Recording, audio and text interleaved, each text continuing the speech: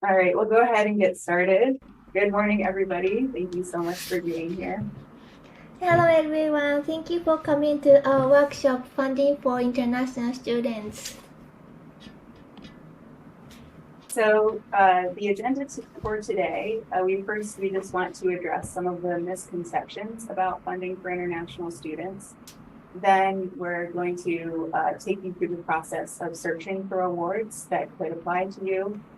We'll talk about the differences in different types of awards.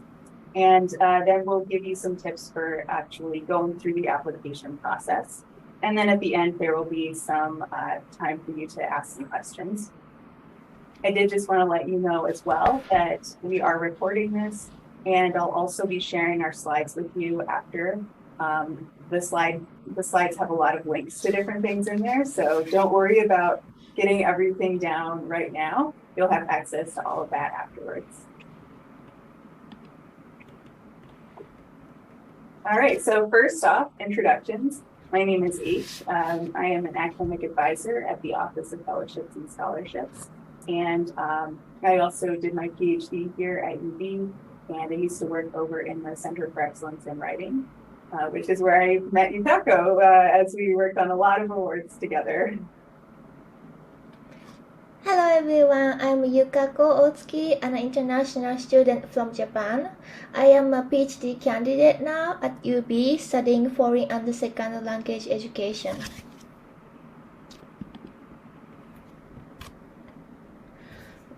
Okay, so the reason why we decided to provide this workshop is because we want you to know that there is funding for international students. I've attended many scholarship-related workshops so far, but I was kind of disappointed that workshops always seem to focus only on American students or STEM students. STEM stands for science, technology, engineering, and math majors. I'm not a domestic student and a non-STEM major, so I initially thought that a lot of major fundings UB students apply to require US citizenship. So there's no funding for international students.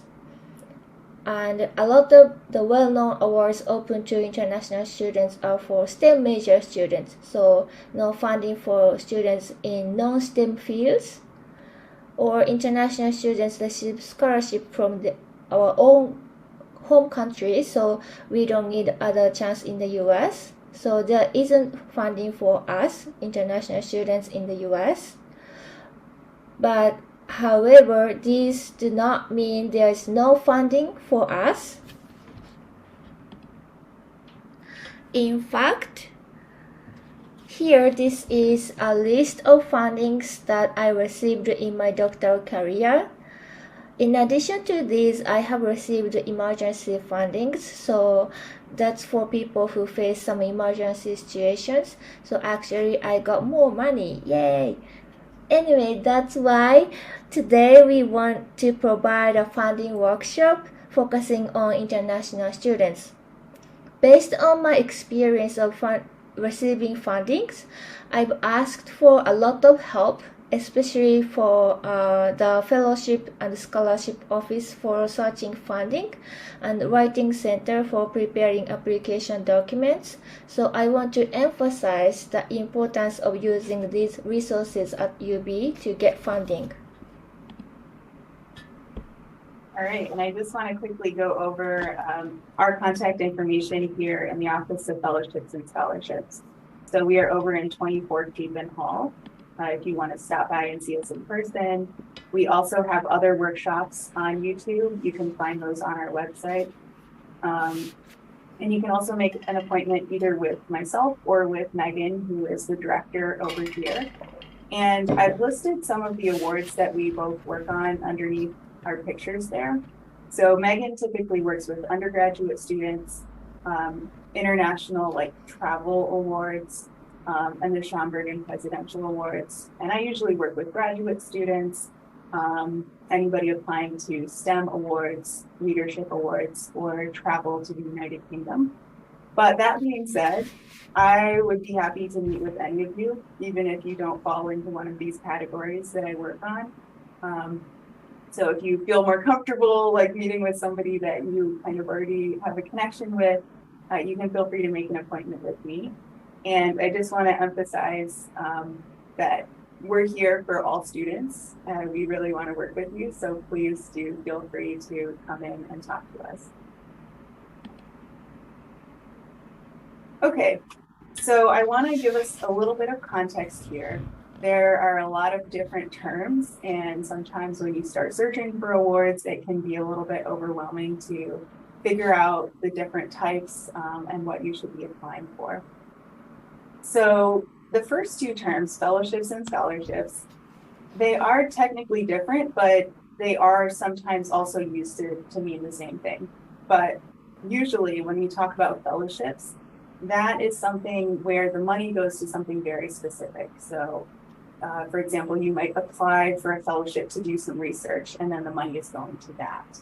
Scholarships are usually just a lump of money that you're given that you can apply towards anything that you need. And then grants are usually for faculty, but sometimes graduate students or even undergraduate students will work on them as well, usually like alongside a professor that you are doing research with. And then within those categories, we have two different distinctions that you'll want to think about when you're thinking about whether or not an award applies to you. So we have need-based awards, and that is when you have a specific need for some funding. For example, like the emergency funding that Yukako was talking about. So if you have a situation where you need money, like for living expenses, for example, that would be a need-based award. Merit-based awards are looking at your potential as a person. So that could be your research, your leadership, anything like that. So they're investing in you and your potential. And then these last two we'll go over in a little bit more detail later, but there is also internal versus external funding, which would just be awards at UB versus anything outside of UB.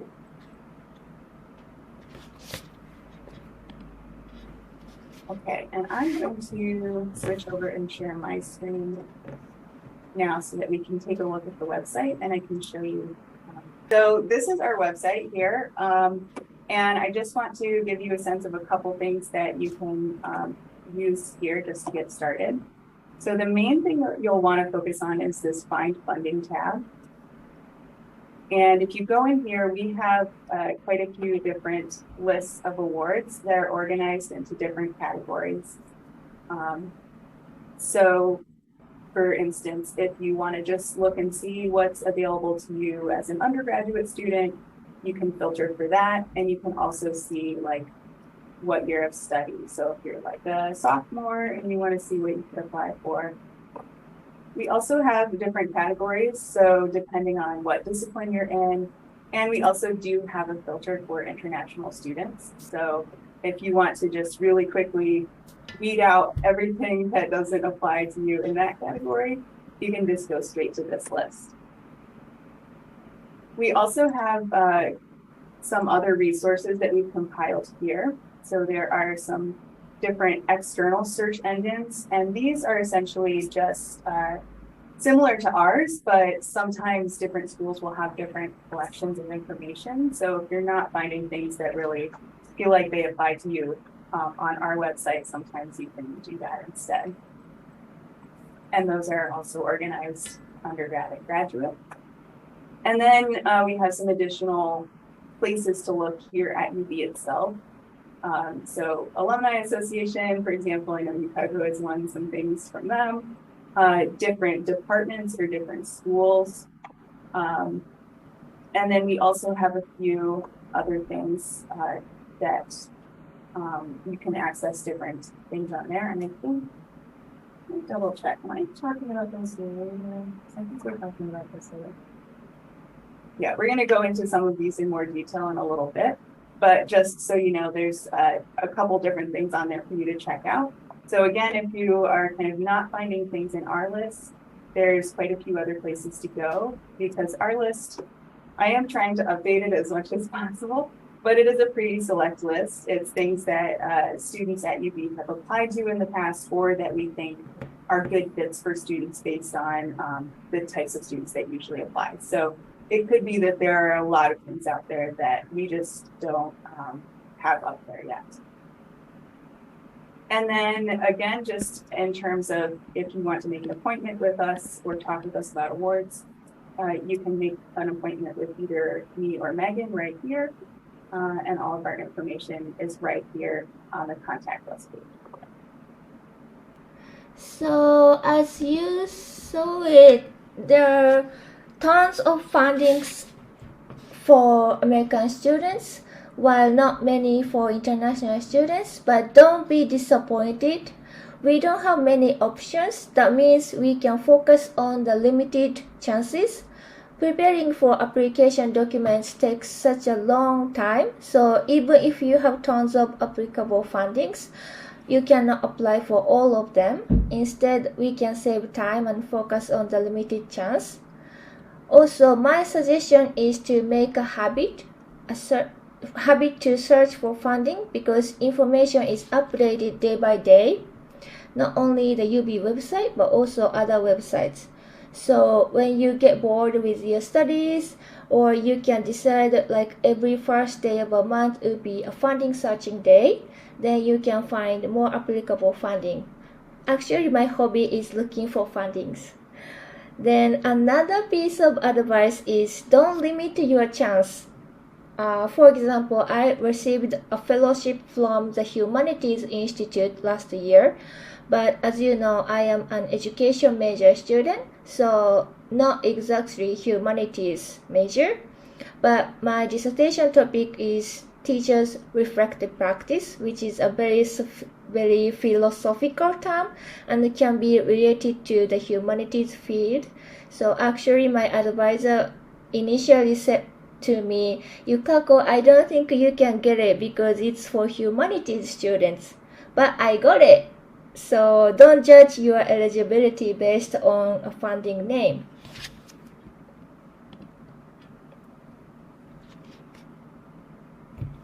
So yeah, as Yukako said, there are a lot of different types of awards. And so sometimes you might be thinking like a little bit more narrowly than you might need to in terms of like what you can apply to. Yeah, we worked together on the Humanities Institute application, and essentially we just had to change some of the phrasing and the way that she was talking about her research. So sometimes there are things like that where you can just reframe, but you also want to think about yourself outside of just your specific field of study.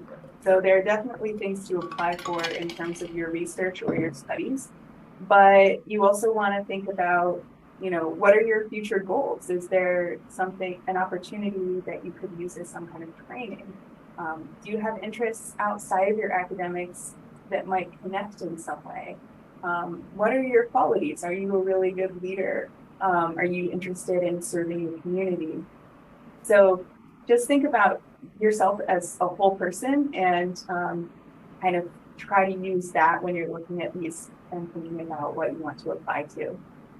And then just some reminders, while you do want to kind of broaden your search, you also do want to make sure that you're keeping in mind some of the specific requirements, like citizenship, level of degree, like undergrad, graduate student, deadlines, and then really thinking about what kind of applicant they're looking for.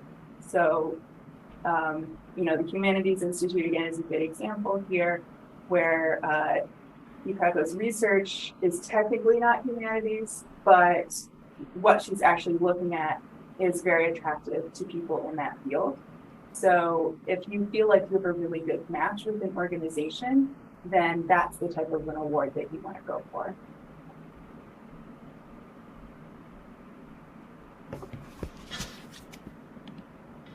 Okay, and just to go over internal versus external a little bit more. So again, the basic distinction here is internal is anything that you get from UB, and external is anything outside of that. So that could be like local Buffalo awards, national awards, international awards, just anything outside of the university. And internal ones do tend to be a bit smaller in terms of the funding. But there are also, it's a good place to start in terms of eligibility requirements, because most of them are just for UB students, which you all are.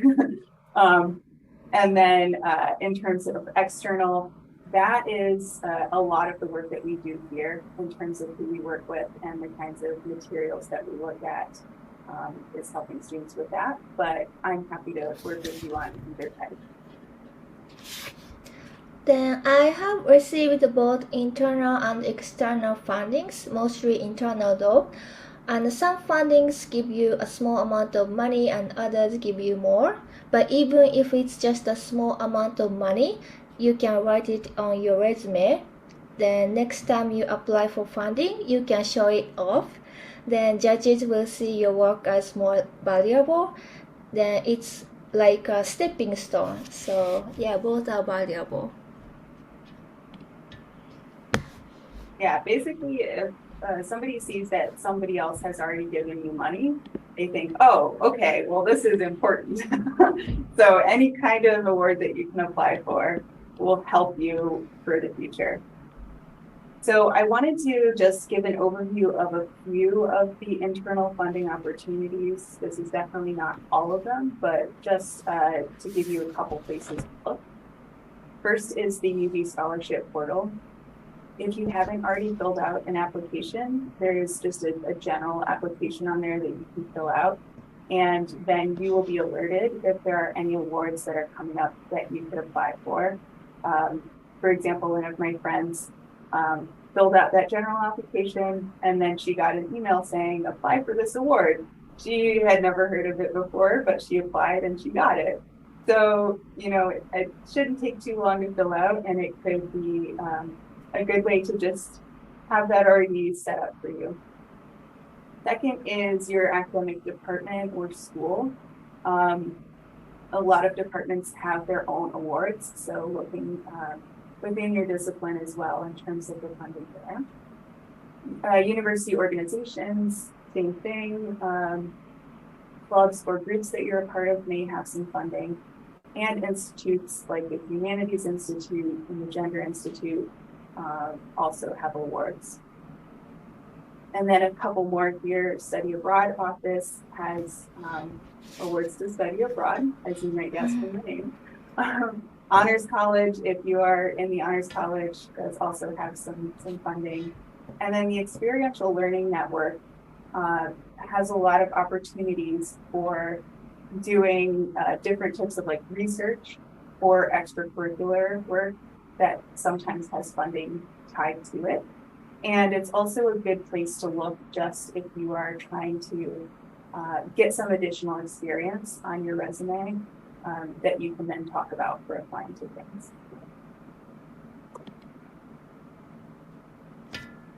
All right, and then just to give you kind of a sense of the range that we have here, these are just a couple specific internal awards. And again, I won't go over these in great detail because these are all linked, so you can take a look later. But the Bauer Foundation, for example, is for members of WISE, which is Women in Science and Engineering. They have a lot of funding for students who are working on different types of projects. Graduate Student Association and the GSEU both offer funding for graduate students. And then the LGBTQ Faculty and Staff Association just created this Student Pride Scholarship last year as well. So those are just a couple. Regarding Mark Diamond, I got this. This is for graduate students. Then both master's certificate students and PhD students. Mark Diamond is provided by Graduate Student Association, and this is not competitive actually. The application document is so lengthy, then you need a lot of time and energy.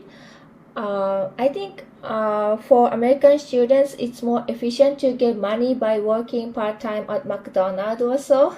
But as you know, international students are allowed to work only on campus job for 20 hours maximum per week, so we cannot work at McDonald's and something unless it's on campus. So if you are a grad student, you should get it, really. Then regarding Mark Diamond, you can be a reviewer as well, even before you apply for it. So reviewing is also a lot of work, but by doing it, you can see how the application looks like, and you can learn how it is reviewed.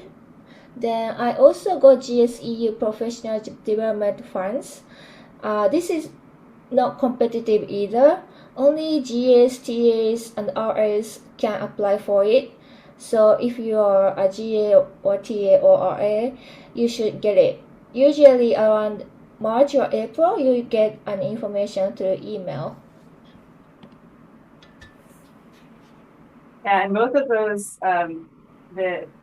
the application process can be a little confusing, but as long as you follow all the rules, you should get the funding. So come talk to me if you want some help. And then switching over to external awards, again, I just wanted to give a highlight of some of the different categories. These are all linked, so you can take a look at these later. But we have AAEW, which has, there's national awards, and then there's also a local Buffalo branch that has awards. The Charlotte Newcomb is for, it could be like really anywhere, but yeah, usually it's humanities and social sciences. Humanity in Action is like a leadership award for students who are interested in doing humanitarian type work. One of my students just won this, so I'm very excited. And then PEO International would be one of those need-based awards. This is essentially just funding for women graduate students to put towards their degree. The Ray Diversity Fellowship is for after you graduate, but it's essentially like a funded program for you to get some experience in your field.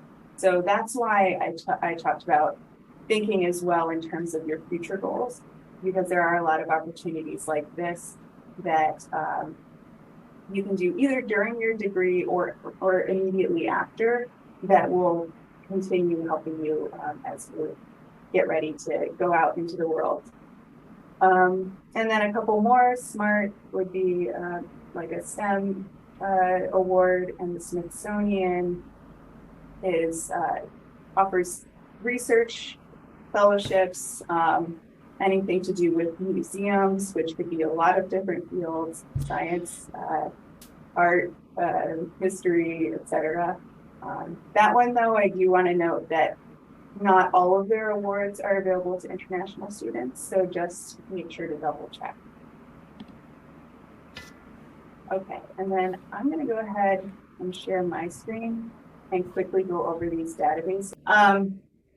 So I just wanted to give you a couple other options in terms of where you could look, because, you know, as I said before, our website has a list of some things that seem applicable to our students, but I don't know everything that's out there. There's so many different things out there. So in terms of these databases, this is the first one, which is a little overwhelming because it's just a long Google Doc.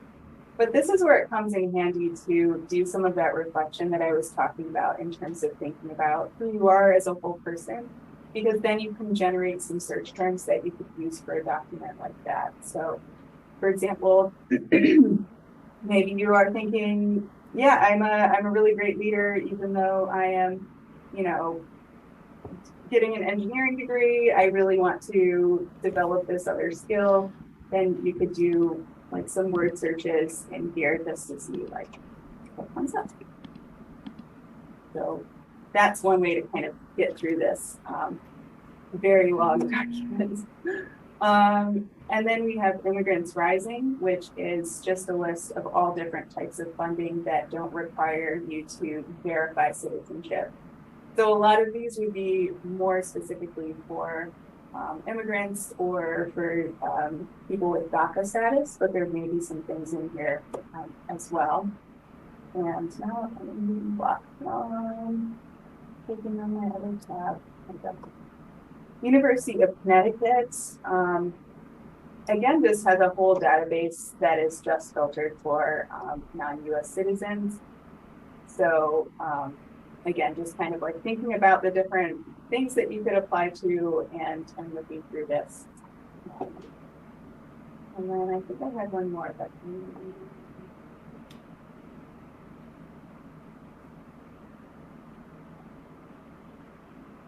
and then Texas allows you to filter by US citizens, so it could just potentially, again, be a useful source.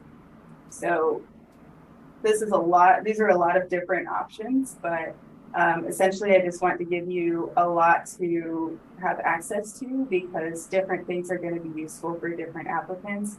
And I just want to make sure that you have everything available that you possibly can as you work on this process. Okay, then next slide. Okay. All right, and then just a couple other potential sources. So ProFellow has essentially a lot of different opportunities in terms of they will send out like a newsletter that describes different awards that are coming up. They'll also send out like little articles with useful tips. But one thing I do want to say is don't pay for anything with ProFellow. They'll also try to get you to like sign up for workshops and pay a lot of money. Don't do that. I will do that for you for free. So use it for all of the free things, but then come talk to me about anything else. Sponsored Projects Information Network, again, is just a big database that you can access through UB. And I realized as I was looking at this morning that I forgot to put the link. So I will add the link in there before I share these slides. You do just need to create an account first, but you should then be able to access it. And then lastly, just thinking about community foundations, professional organizations. There are quite a few different organizations here in Buffalo that have different goals for things that they want to accomplish for the Buffalo community that you could potentially get involved with there as well.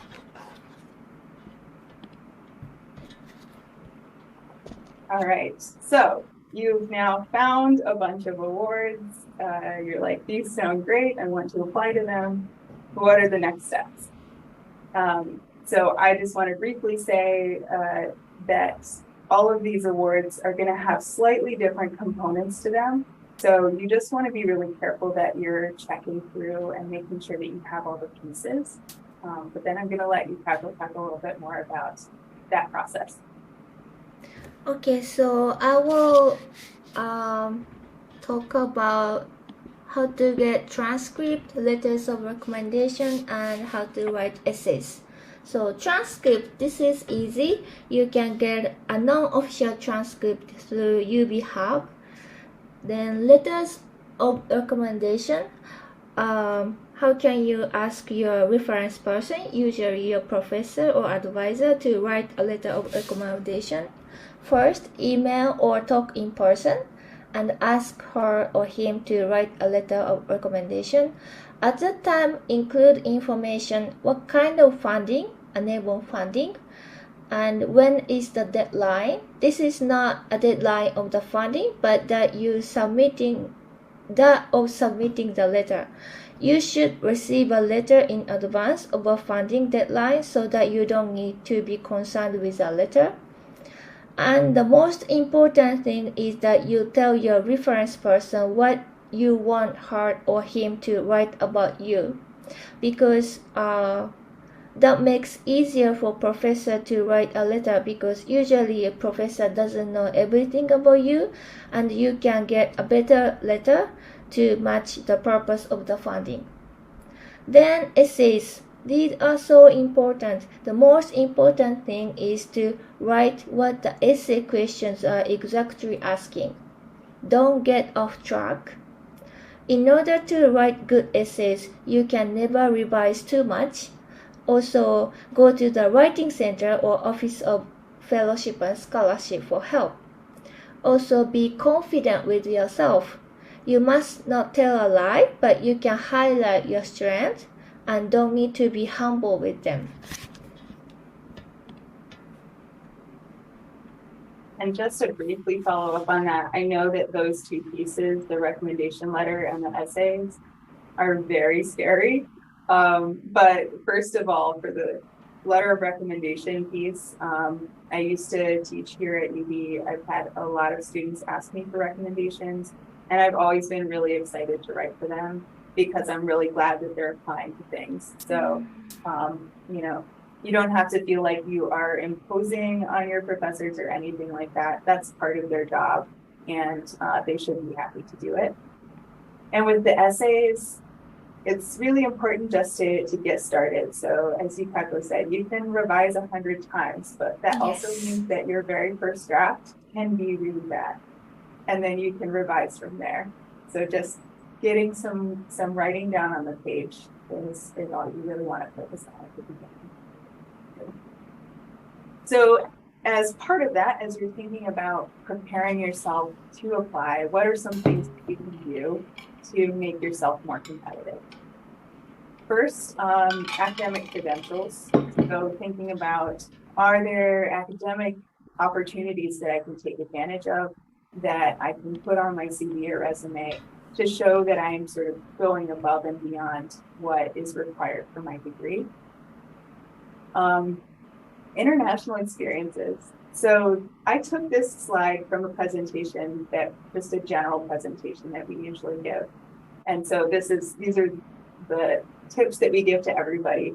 So I left international experiences on this slide because I just wanted to show you that you already have a really important piece of experience that a lot of US students do not. So that's really valuable that you have lived in different countries. You probably speak multiple languages. You've had experience with different cultures. That's a really good and important piece to have that you can already check off the list. And then lastly, research. Just look for opportunities to be in labs, to collaborate on research projects, to present at conferences, anything that can show that you are really intellectually curious and exploring different ideas that are interesting to you. So outside the classroom, what can you do to be more competitive applicant? Actually, I didn't do anything outside the classroom only for funding, but I always try to do something I was interested in. Like I was teaching Japanese school on Saturday. It was really good because it's related to my major. Also, I was serving as vice president of my department graduate student association. Actually, I did it for free food events, but I think I could show my leadership skills. Then I was working as a graduate assistant, GA, at my department. GATRS at UB have some opportunities of funding like professional development fund, as I explained. Then GA position is very competitive in my department, but I talked to and asked each professor that I knew if they are interested in hiring me as a GA, then told them that I was looking for a GA position, then showed my CV. So I showed professor that I'm here always. So even if it's competitive, don't give up. And just to follow up quickly on that, similar to the recommendation letters, don't be shy about talking to your professors, people in your department, anything like that. If they're really invested in helping students, they're going to be really happy that you want to work with them, either collaborating, looking for work opportunities, whatever it is. Just keep asking people. Because the worst, the worst thing that can happen is that somebody says no, and then you can just ask somebody else. So that's another thing that is really scary sometimes, but just keep reaching out to people and see what's out there. Okay, and then some final tips just to keep in mind. Some things that are kind of really important, and then some resources. So sponsored project services, depending on how money gets distributed, you might have to work with them. So some awards, you will get the money directly from the organization, and some will go through UB and will be paid to you through the university. So if it goes through UB, then you would need to work with sponsored project services. So just double check as you're applying to things. I've tried to mark everything on our website where you would need to work with them, but it's good to just make sure. Institutional nomination, similar thing. Some of the awards you need to get the approval, the recommendation of the university to apply for the award. And those are very clearly labeled. There's a really big banner on those pages on our website that says you need an institutional nomination. For all of those, you would just work with me or Megan, and we would organize everything else from there. And then just a couple resources to keep in mind. International Student Services, if you have any questions, specifically, if you are going to be traveling for your research or whatever the case may be, if there's going to be anything with visa or any other work requirements, make sure to talk with them. And then the Center for Excellence in Writing. They're so friendly and they love working with international students over there.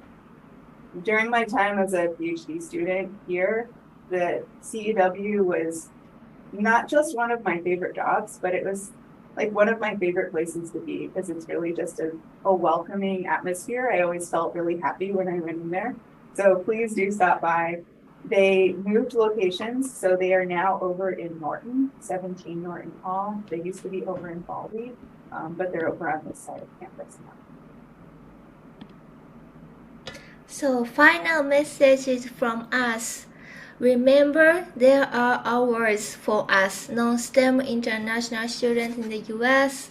Don't give up to find applicable hours. There are tons of databases. Then use as many resources as possible, the Office of Fellowship and Scholarship and the Writing Center and Asking Professor. Then revise your application documents 100 times or 1000 times. Check to make sure the details are correct on your application 100 times again. Then any award you receive is a stepping stone to later awards. Write it on your resume. All right, and that is it. I'm going to stop the recording here and then we will take any questions that we have.